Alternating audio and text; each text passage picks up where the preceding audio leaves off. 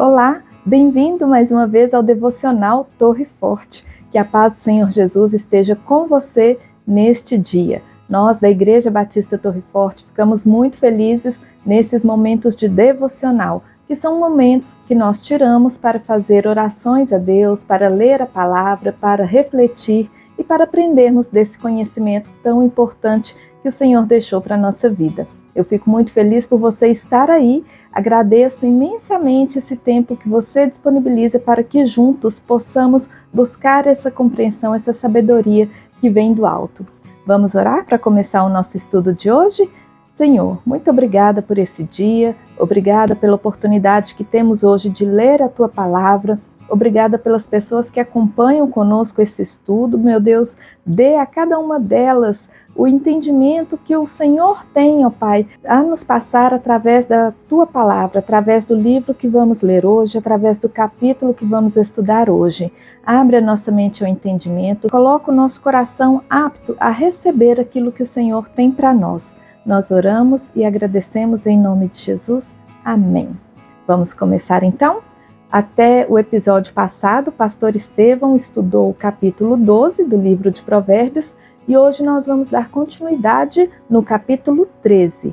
Abra a sua Bíblia então e vamos fazer a leitura versículo a versículo para que nós possamos compreender aquilo que está escrito. Nós vamos ler, refletir e vamos associar tudo que estamos lendo aos nossos dias, ao que acontece na nossa vida cotidiana, porque a Bíblia é isso, é a instrução para nós, para a nossa vida, para que tenhamos uma vida plena, uma vida próspera e na presença de Deus. Então, no capítulo 13, diz assim: o filho sábio ouve a correção do pai, mas o escarnecedor não ouve a repreensão.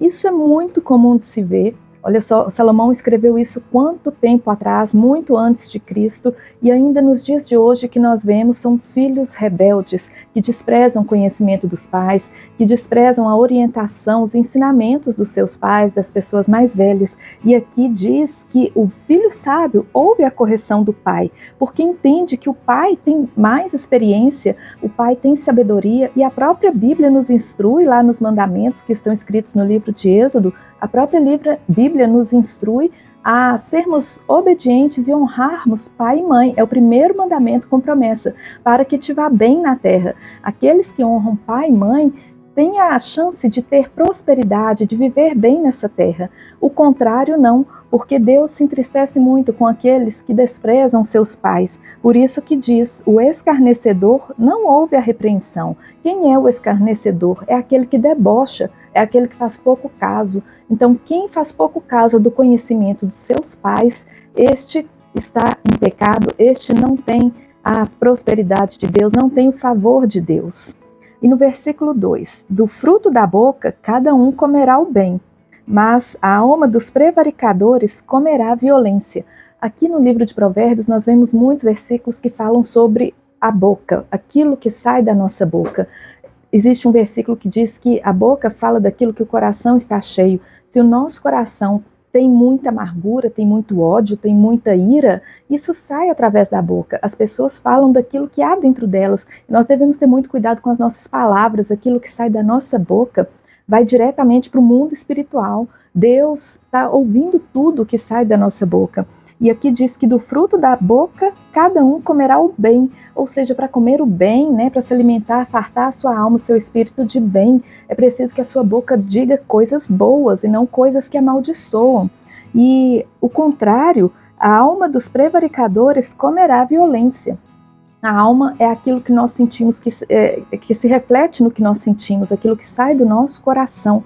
Se do nosso coração saem coisas ruins, como eu disse, ira, amargura, ódio, isso também será o mesmo produto que a boca vai comer, que a alma vai se fartar disso. Ou seja, a maldade se retroalimenta, aquele que produz maldade no seu coração, que exala maldade, né, através das palavras, este também recebe o mesmo. Então nós devemos vigiar muito e cuidar muito daquilo que sai da nossa boca e daquilo que está dentro do nosso coração, porque a boca fala do que está no coração, do que está na alma. O coração representa a alma, né? Esse entendimento que nós temos de que a alma reflete os nossos sentimentos, reflete aquilo que está no nosso coração.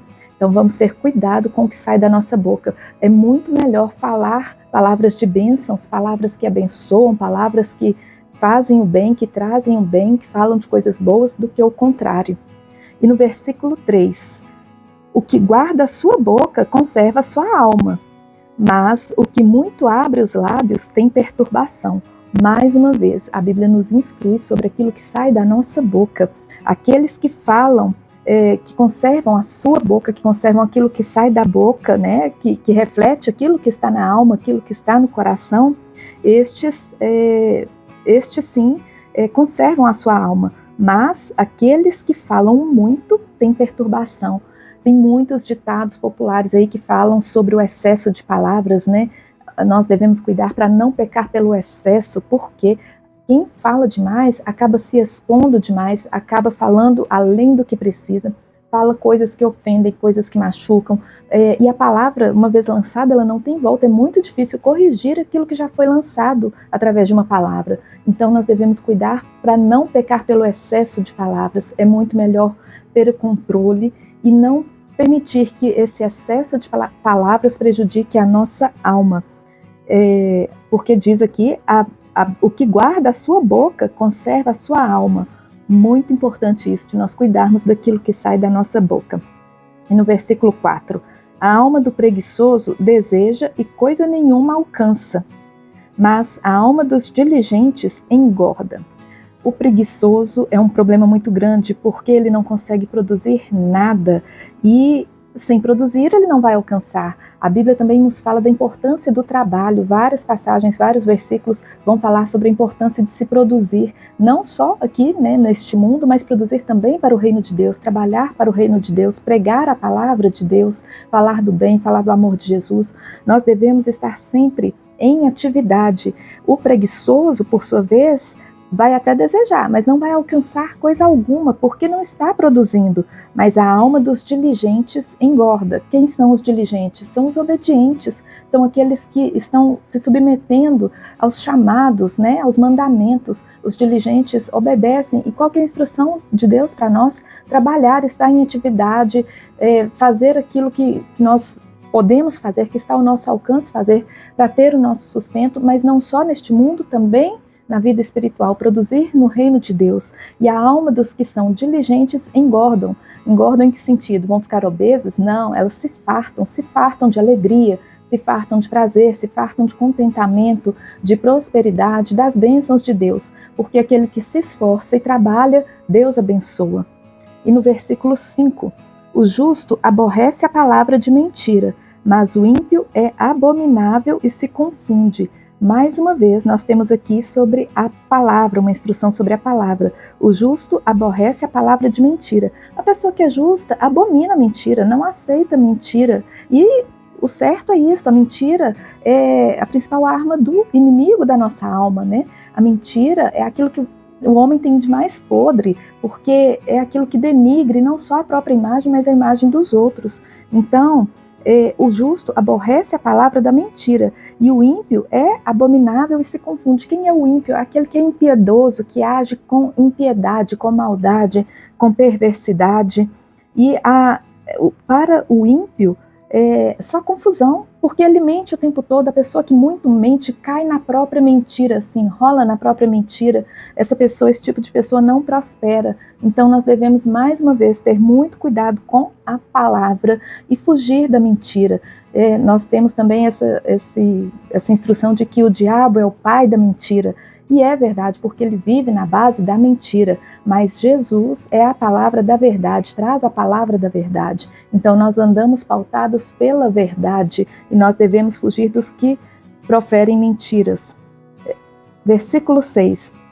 A justiça guarda ao que é sincero no seu caminho, mas a impiedade transtornará o pecador. A justiça guarda o que é sincero. O sincero tem a ver com o quê? Com o que nós acabamos de ler no versículo anterior. A sinceridade tem a ver com a verdade, com a transparência. E a justiça é isso, é tudo às claras, é tudo justo, certo, reto, objetivo, sem mentira, sem falsidade. É essa a postura que deve ter o justo, né? e a justiça guarda o sincero no seu caminho. Mas a impiedade, mais uma vez, impiedade é aquele que age com maldade, com intolerância, com perversidade. A impiedade transtornará o pecador, causa loucura, causa confusão, assim como a mentira, nós vimos no versículo anterior que a mentira confunde. Da mesma forma, a impiedade também confunde, transtorna o pecador. Por que o pecador? Porque é o pecador que comete impiedade. O justo não está em pecado. Quem está em pecado é aquele que comete maldade, impiedade, que não é diligente, que está em desobediência. E no versículo 7, há quem se faça rico não tendo coisa alguma, e quem se faça pobre tendo grande riqueza.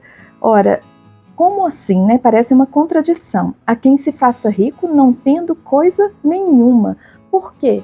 Para quem tem entendimento, ter riqueza não é ter dinheiro, não é ter muitos recursos, não é ter muitos bens, é ter sabedoria, é ter uma vida em paz, é viver com tranquilidade e paz de espírito, não abundância de bens. Então, há quem se faça rico não tendo coisa nenhuma, porque a riqueza para muitas pessoas não são os bens, são os conhecimentos, são a paz de espírito, a vida com Deus é a maior riqueza que nós podemos ter. E há quem se faça pobre tendo grande riqueza. Aqueles que têm muito dinheiro, muito recurso, muita abundância, também têm muita ganância, têm muito excesso de muitas coisas, que no fim, de espiritual, eles não têm nada, porque estão tão preocupados com a riqueza, que espiritualmente são pessoas vazias, que não têm perspectiva, que não têm propósitos de vida. Essas são pessoas que, embora tenham riquezas, não têm conhecimento, e por isso são como pobres de espírito, pobres de conhecimento, de sabedoria. Versículo 8, o resgate da vida de cada um são as suas riquezas, mas o pobre não ouve as ameaças. E tem muita gente que coloca a sua confiança, a sua segurança nas suas riquezas, mas não é aí o porto seguro, porque as riquezas são efêmeras, hoje se tem, amanhã não se tem, algo hoje tem muito valor, amanhã já não tem muito valor. Então, o pobre não ouve as ameaças, é o complemento deste versículo, né? O resgate da vida de cada um são as suas riquezas, mas o pobre não ouve as ameaças. Os ricos têm medo de perder aquilo que eles têm, mas o pobre não tem medo de perder. O pobre sequer se sente ameaçado, porque a riqueza dele não está nos bens, a riqueza dele precisa estar no espírito, na abundância do conhecimento de Deus, na abundância do amor de Deus, na abundância de paz. Isso o pobre alcança, o rico não, o rico fica lá muito preocupado com seus bens. Então, a segurança do rico está nos bens, mas do pobre não está nos bens, por isso ele sequer se sente ameaçado. Nós vamos parar por aqui hoje, lemos até o versículo 8, e para não extrapolar no tempo, vamos encerrar, mas esse versículo traz muitos ensinamentos, então eu espero por você no próximo episódio, para que possamos dar continuidade a esse estudo. Aproveite o dia de hoje para reler esses versículos que nós estudamos, refletir e ver de que forma esses conhecimentos se aplicam na sua vida, porque o que a Bíblia nos traz é aplicável a todas as pessoas e a qualquer tempo. Isso valeu para o passado, isso vale para hoje, isso vale para o futuro.